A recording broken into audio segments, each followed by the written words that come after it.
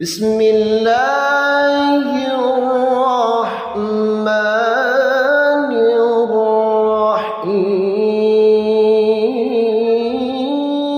الرحيم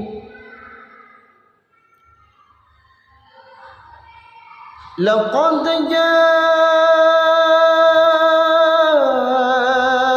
جاءكم رسول من أنفسكم عزيز عليه ما عنتم حريص